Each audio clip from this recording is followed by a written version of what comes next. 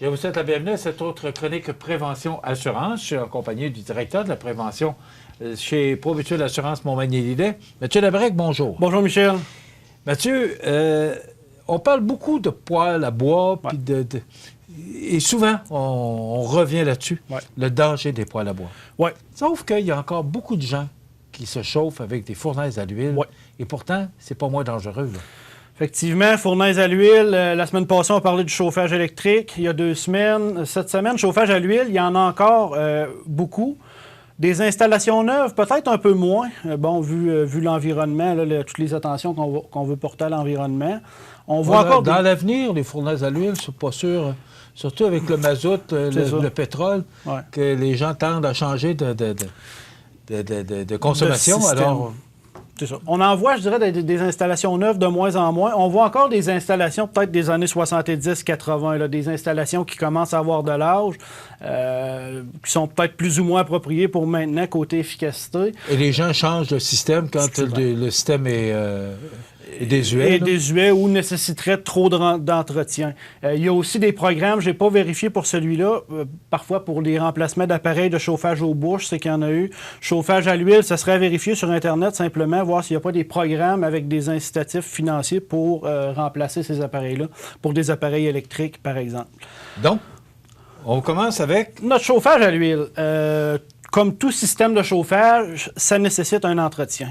Donc, oui, l'appareil est là, il va fonctionner, qu'on pense peut-être d'une manière optimale. Par contre, va nécessiter un entretien annuel dans le cas des systèmes de chauffage à l'huile.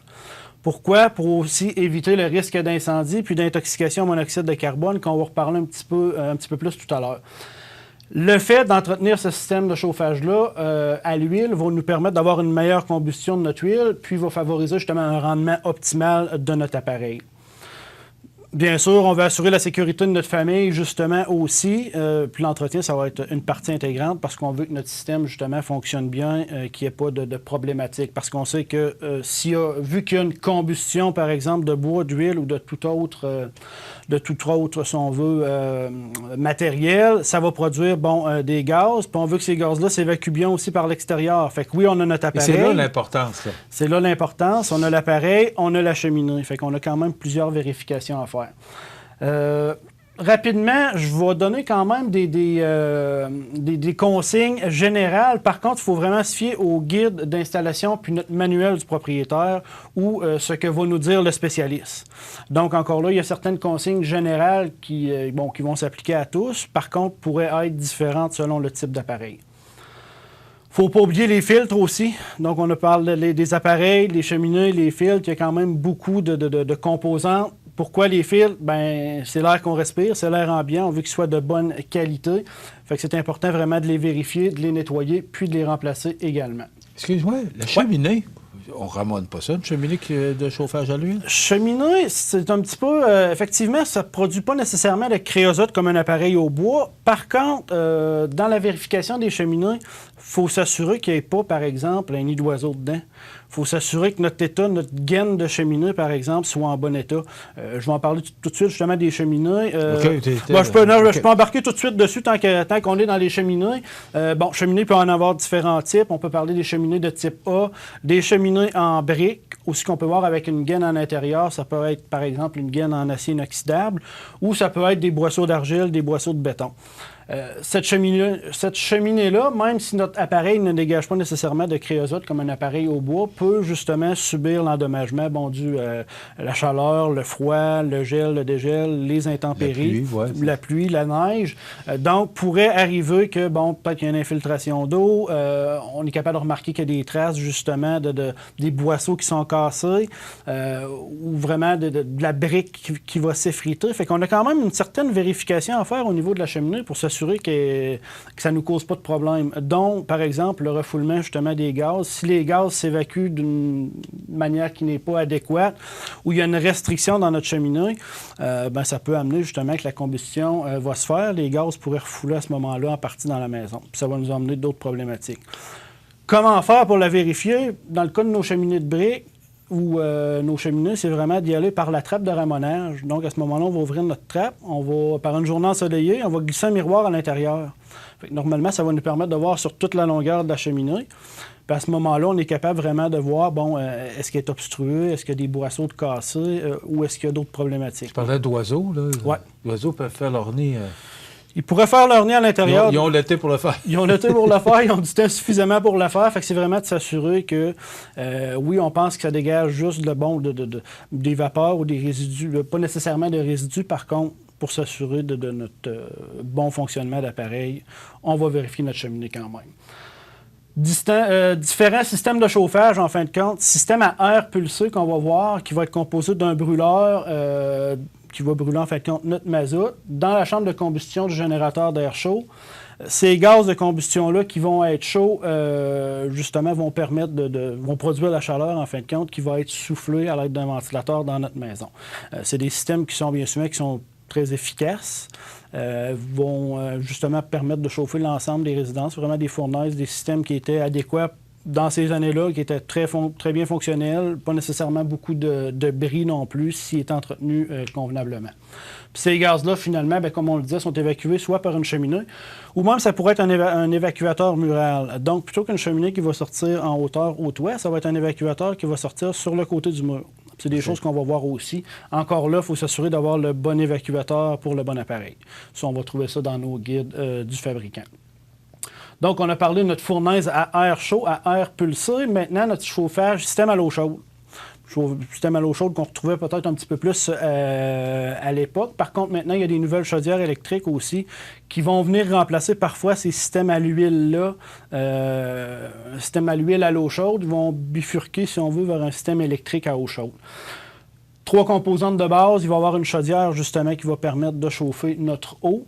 Des unités de chauffage, donc à ce moment-là, on peut parler de plaintes de chauffage ou même de radiateurs, là, si on veut les gros radiateurs en fonte qui sont vraiment plus imposants. Puis une pompe, justement, pour faire circuler l'eau dans notre système, justement. Notre eau qui va partir, bon, si on veut, de notre unité, qui va faire une loupe, en anglais, en fin de compte, là, qui va venir faire circuler notre eau dans les différents appareils de chauffage, qui revient vers, si on veut, notre chaudière pour réchauffer l'eau encore, justement pour... c'est vraiment une boucle, en fin de compte, là, que l'eau chaude va faire. Au niveau de l'entretien par l'entrepreneur. Donc, ça prend vraiment un programme d'entretien régulier, de nettoyage, d'entretien courant, de mise au point du brûleur par un spécialiste. Ça va être vraiment le meilleur moyen pour s'assurer un rendement optimal de notre système de chauffage. Pour ces systèmes-là, on va dire au moins une fois par année ou selon les recommandations du fabricant. Là, on va se dire, bien souvent, bien là, il y a mon appareil, il y a ma cheminée, ça fonctionne bien. Par contre, on va juste regarder un petit peu tous les points que notre spécialiste pourrait vérifier. Donc, intérieur, extérieur de la cheminée, on en a parlé. Tuyau de fumée. Donc, bien souvent, on va avoir notre tuyau noir, un petit peu comme sur nos appareils au bois. Celui-là aussi, il faut s'assurer qu'il soit bien fonctionnel, si on veut. Notre échangeur de chaleur de l'appareil, il faut regarder aussi dans les cavités de cet échangeur de chaleur-là, est-ce qu'il y a de la suie? Bon, est-ce qu'il y a une accumulation? Parce que justement, notre fournaise, notre combustion va produire quand même une certaine suie dans cette enceinte-là. On a aussi au niveau de nos ventilateurs, nos filtres à air pour s'assurer justement d'avoir une bonne qualité d'air justement dans notre domicile. Les moteurs de ventilateurs, les ventilateurs, on peut parler de nos filtres à mazout aussi, notre réservoir de mazout, la pression de mazout qui entre dans notre appareil. On fait des choses à passer.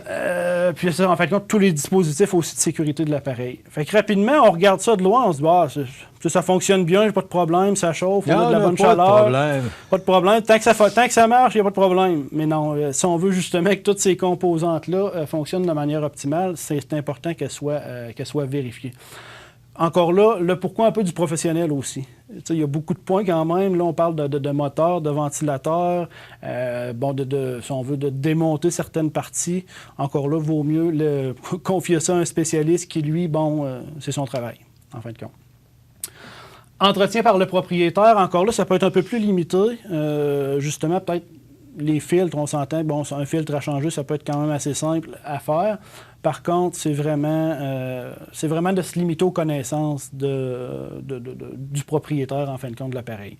Peut-être qu'il y a certaines parties qu'il peut faire lui-même. Pour certaines autres, c'est mieux de les confier encore là à un spécialiste. L'entretien périodique de la cheminée, on en a parlé tout à l'heure aussi. Bien, c'est important quand même de le faire, comme pour toutes les pièces, si on veut, de notre système de chauffage aussi. Monoxyde de carbone. Un autre danger, en fin de compte, un danger invisible. Un danger invisible, rapidement. Si je vous amènerais un bac de fumée noire, fumée grise, on se dirait, ben, on ne voulait pas, c'est dangereux. On est capable de le voir. Monoxyde de carbone, c'est dans l'air. C'est dans l'air, c'est blanc, ça n'a pas d'odeur, on ne le voit pas. Fait que ça serait un bac de fumée, probablement que vous m'auriez dit « Hey, ouvre pas ça ici, ça peut être dangereux ». Là, il n'y en a pas de monoxyde de carbone, mais c'est juste pour démontrer qu'on ne le verra pas. Pour en avoir dans la pièce. Puis sans un avertisseur de monoxyde de carbone qui, lui, va détecter, il est en mesure de détecter ces particules-là dans l'air, va nous avertir justement s'il y en a. L'exemple est bon. C'est un peu ça le danger. Les gens, on va se dire, notre appareil de chauffage fonctionne, on n'a pas d'odeur, on n'a pas de fumée, comparativement au poêle à bois. Quoique le poêle à bois, il faut se rappeler aussi qu'il il va dégager du monoxyde de carbone. Puis de ce monoxyde de carbone-là, il n'y aura pas d'odeur, on ne le verra pas non plus. Puis c'est un gaz toxique. Mais là, quand... Parce que moi, j'ai été chez des parents qui ont eu du chauffage à l'huile tout le temps. Jamais, c'est la première fois que j'entends parler de ça. Oui. Qu'est-ce qu'il fait? Comment on fait pour faire de la prévention là-dessus? Je suis un peu surpris de ça, là. Surpris, là. On essaie d'en parler énormément, justement, nous, en prévention, quand on va visiter les gens qui ont des appareils, justement, à combustion. Combustion, ça pourrait être du propane, gaz naturel, notre chauffage à l'huile, notre chauffage au bois. Tous ces systèmes-là vont produire du monoxyde de carbone. Fait que c'est beaucoup dans l'éducation, en fin de compte, de nos membres, du public en général, qui peut avoir ces problématiques-là.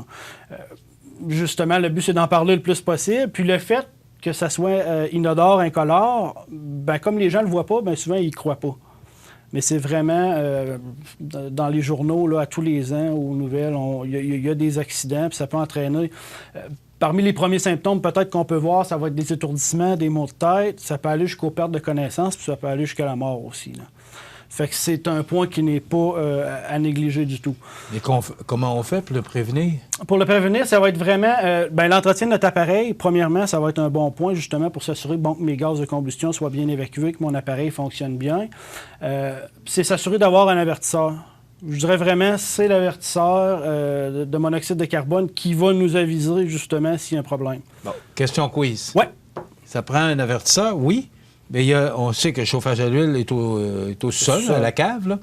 Est-ce qu'il faut en mettre un en bas puis un en haut ou au rez-de-chaussée ou comment? Ce que je recommande, c'est vraiment un par étage. Okay. Un par étage. Maintenant, depuis un certain temps, il y a des combinaisons d'avertisseurs, par exemple, avertisseur monoxyde de carbone fumé. Bien souvent, quand on les remplace, si on a, par exemple, un appareil de chauffage, mais ça pourrait être un garage aussi. mais c'est ça. Moi, j'ai un grand garage de 37 pieds de long. Là. Oui. Est-ce que je dois le mettre dans le garage? Il n'y a personne dans le garage. Dans le garage, je vous dirais qu'il va partir souvent.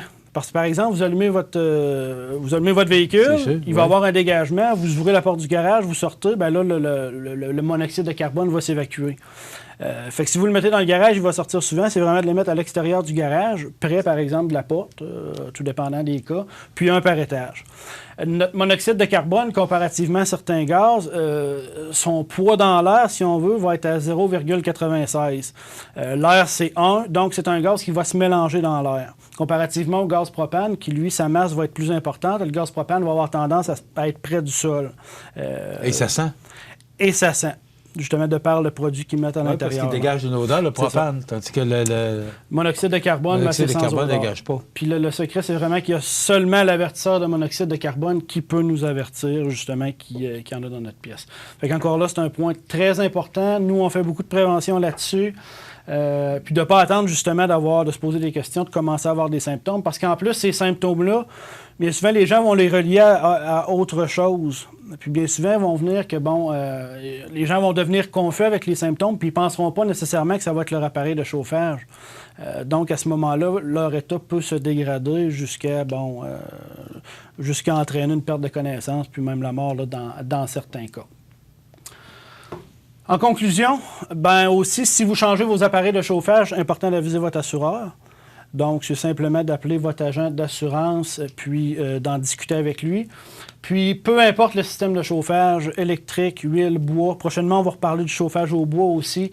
C'est important d'assurer un entretien là, optimal de notre appareil pour s'assurer justement qu'il soit le plus efficace possible. Très intéressant comme chronique. On apprend des choses et c'est pas pour rien qu'on fait ça. Ouais. C'est justement pour votre sécurité. Ouais. Donc, il y a beaucoup de points. Et si vous avez des questions, vous avez le chauffage à l'huile, vous avez des questions, ils sont là pour ça. Donc, 248-7940. Promutuelle Assurance et le directeur de la prévention, Mathieu Labrec. Et son équipe seront là pour vous répondre, même aller à la résidence. Là. Oui, tout à fait. Dans les visites de prévention qu'on va faire, vous pouvez nous appeler, on prend rendez-vous, on va voir vos systèmes de chauffage, puis au besoin, on vous émet des conseils, des recommandations. Merci, Mathieu. Intéressant comme chronique, donc 248-7940, pardon, l'équipe Promutuelle Assurance, c'est de la prévention qu'on fait, cette chronique, c'est l'objectif. On se revoit dans 2 semaines. Merci, Michel. Merci, Mathieu.